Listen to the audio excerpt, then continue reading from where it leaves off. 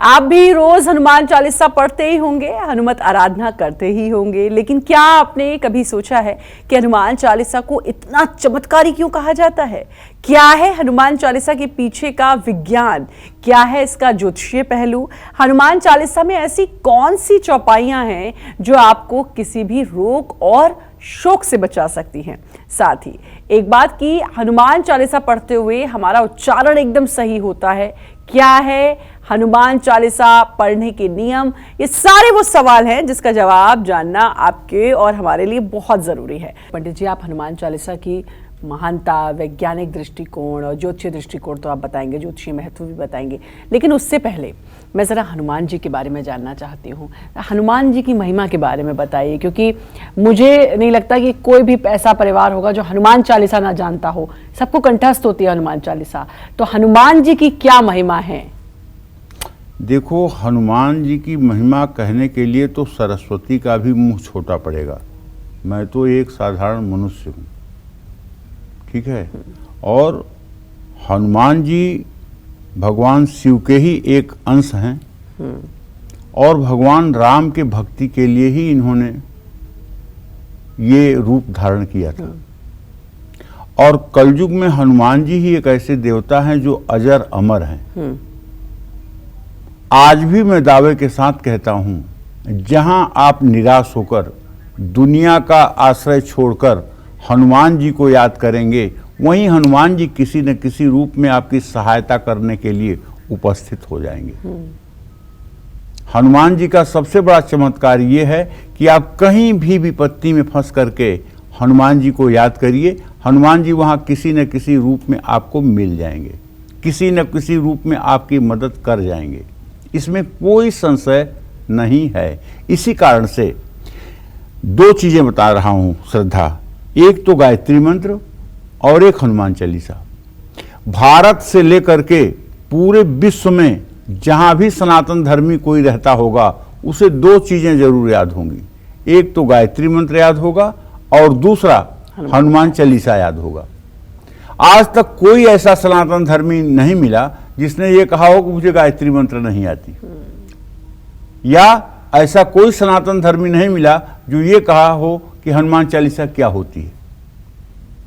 तो इसलिए इसकी लोकप्रियता का ही आधार इस बात का संकेत है कि हनुमान जी कलयुग के प्रत्यक्ष देवता हैं और इनकी आराधना से, इनकी साधना से सब प्रकार की मनोकामना पूरी होती है। तो हम आपको बताना चाहेंगे कि हनुमान चालीसा एक प्रकार से ज्योतिष के दृष्टि से अगर देखें तो भी ये कह सकते हैं कि सबसे पहले हनुमान चालीसा के विज्ञान के बारे में आप जान लीजिए। जैसे युग सहस्र योजन पर भानु, लील्यो ताहि मधुर फल जानू। सहस्र योजन माने 1000 योजन, सहस्र योजन, युग, युग माने 4,32,000 वर्ष का जैसे कलयुग है, 8,64,000 वर्ष का द्वापर है, 12 लाख कुछ वर्षों का त्रेता है, 17 लाख कुछ वर्षों का सतयुग है। तो इस तरह से 4 गुना करके सूर्य से पृथ्वी की दूरी को गोस्वामी तुलसीदास जी ने बताया है।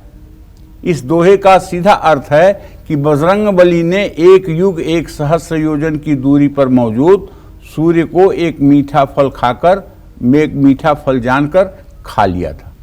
कहने का अर्थ यह है कि वैज्ञानिकों ने पृथ्वी से सूर्य की दूरी को जो आकलन किया है कलयुग में, वो गोस्वामी तुलसीदास जी ने बहुत पहले ही सूरज और धरती के मध्य की दूरी युग सहस्त्र योजन पर भानु, लील्यो ताहि मधुर फल जानू के माध्यम से बता दिया था। अब मैं आपको बताना चाहता हूं कि हनुमान जी की उपासना करने से क्या लाभ होता है। जो व्यक्ति नित्य हनुमान चालीसा का पाठ करता है, उसका आध्यात्मिक बल बढ़ता है। ऐसा व्यक्ति हर रोग से लड़ जाता है। हर दिन हनुमान चालीसा का पाठ करने से मन और मस्तिष्क को ऊर्जा मिलती है।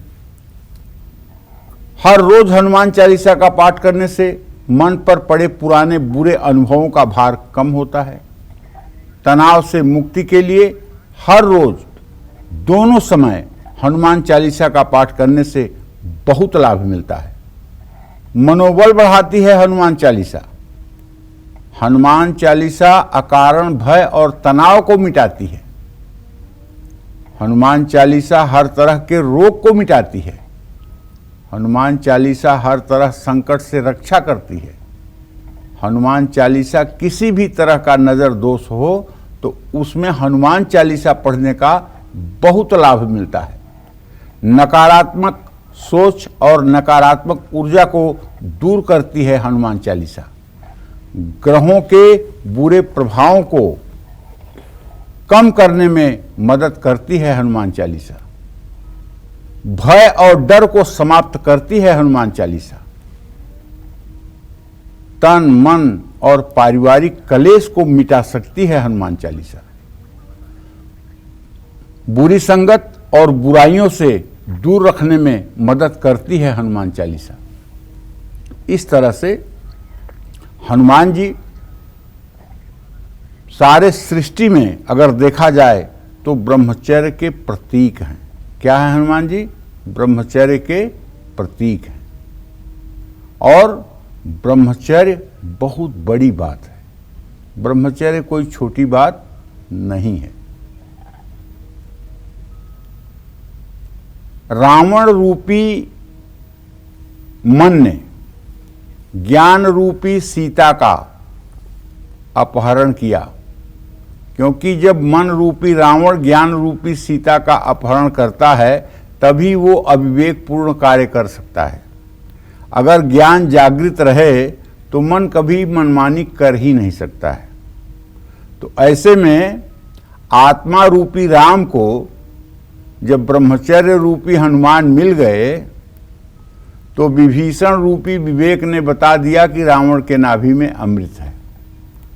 और आत्मा रूपी राम ने ब्रह्मचर्य रूपी हनुमान के सानिध्य के साथ रावण रूपी मन का, जो अहंकारी और हर प्रकार से इंद्रियों के वशीभूत होकर के भोगों में लिप्त था, उसको गति प्रदान कर दी।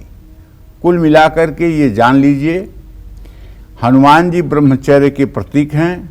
हनुमान जी ज्ञानियों में अग्रगण्य हैं। और हनुमान जी बस उनके जीवन का हर क्षण, हर पल, हर सेकंड श्री राम नाम में ही व्यतीत होता है और प्रभु की सेवा में ही उनका जीवन सबसे उत्तम ढंग से व्यतीत होता है। जय मां विंध्यवासिनी। तो आज आप हनुमान चालीसा की महिमा के बारे में जान रहे हैं। ऐसी महिमा और ऐसी बातें जो शायद कहीं और जानने को ना मिले। कहा जाता है कि मंत्र हो या श्लोक, चौपाई हो या फिर कोई पाठ, अगर उसका उच्चारण सही नहीं है तो आपको उस पाठ का पूरा लाभ नहीं मिलता। ऐसे में कहीं ऐसा तो नहीं कि आप भी हनुमान चालीसा का गलत उच्चारण करते हैं? क्या है हनुमान चालीसा का सही उच्चारण? आइए जानेंगे पंडित जी से। बताइए पंडित जी। अब जिसे मैं सही बताना चाह रहा हूं उसे हो सकता है कि आप गलत भी समझते हो। जैसे हनुमान चालीसा और रामचरितमानस के दोहे और चौपाइयों में ड़ की जगह पे हर जगह न लिखा हुआ है। ड़ की जगह पे क्या लिखा हुआ है? न। जैसे चरण, चरण को चरण, हरण को हरण, शरण को शरण। हनुमान चालीसा में स की जगह स लिखा हुआ है। जैसे कलेश को कलेश लिखा हुआ है, कपीस को कपीस लिखा हुआ है, शंकर को शंकर लिखा हुआ है। इसी तरह से व की जगह ब लिखा हुआ है। जैसे विक्रम को विक्रम लिखा हुआ है, विद्या को विद्या लिखा हुआ है, विकार को विकार लिखा हुआ है, महावीर को महावीर लिखा हुआ है। हनुमान चालीसा की एक चौपाई में गोसाई शब्द है। इसको गोसाई ना बनाएं कि आप सोचें कि ये मिसप्रिंट है, गोसाई को मैं गोसाई कह दूं। इसी तरह से हनुमान चालीसा में हर शब्द जैसे लिखे हैं इनका उच्चारण वैसे ही करना चाहिए। अपनी मानव बुद्धि से इसमें संशोधन करने का प्रयास नहीं करना चाहिए, क्योंकि ये गोस्वामी तुलसीदास ही जाने कि उन्होंने इन शब्दों का चयन क्यों किया था। ये मनुष्य के मस्तिष्क और मनुष्य के समझ के बाहर की बात है। जय मां विंध्यवासिनी। तो आप आज हनुमान चालीसा की महिमा के बारे में जान रहे हैं और आपने वैज्ञानिक क्या इसका पहलू है, वैज्ञानिक क्या दृष्टिकोण है, इसके बारे में तो जान लिया, लेकिन पंडित जी आप जरा ज्योतिषीय इसके क्या पहलू हैं हनुमान चालीसा के, ये आप हमें बताएं। देखिए, जब भी इस चराचर जगत में एक छोटा सा तिनका भी इधर से उधर होता है, उसका भी अपना एक ज्योतिषीय पहलू होता है। और हनुमान जी का तो बहुत बड़ा ज्योतिषीय पहलू है। जैसे ज्योतिष शास्त्र में शनि और मंगल ये दो ऐसे ग्रह हैं कि इनकी पूजा उपासना, इनको प्रसन्न करना हर नागरिक चाहता है। शास्त्रों में कहा गया है कि सिर्फ और सिर्फ हनुमान की उपासना से शनि ग्रह की शांति हो जाती है। जिन लोगों पर शनि की 19 वर्षों की महादशा चल रही है, या शनि की 7.5 साल की 7.5 है, या जिन लोगों के ऊपर शनि की ढैया चल रही है, उनको रोज हनुमान चालीसा का पाठ करना चाहिए। शनिदेव की कृपा पाने के लिए हर शनिवार हनुमान चालीसा या सुंदरकांड का पाठ करना चाहिए। उलटी पुलटी कपिलंका जारी, कूदी पड़े पुण्य सिंधु मझारी। कहते हैं, एक कथा आती है कि रावण ने शनिदेव को उल्टा करके लंका में बांध दिया था।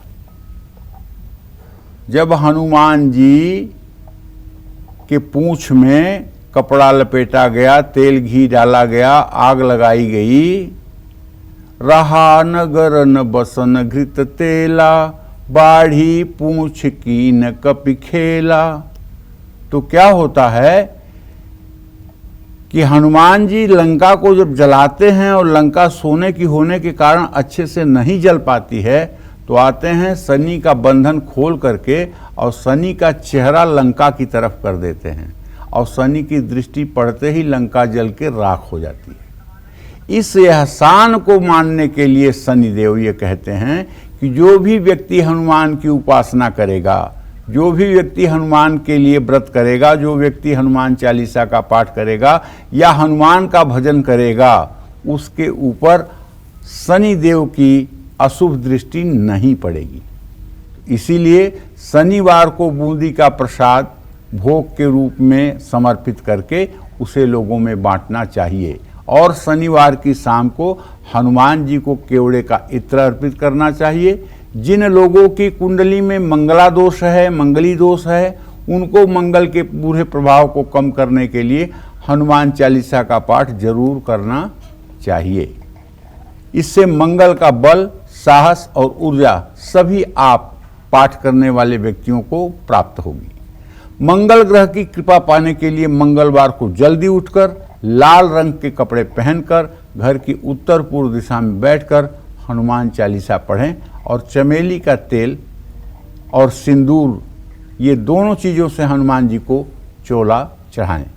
हनुमान जी को काले चने भीगे हुए और गुड़ का भोग लगाने से भी मनोकामना पूरी होती है।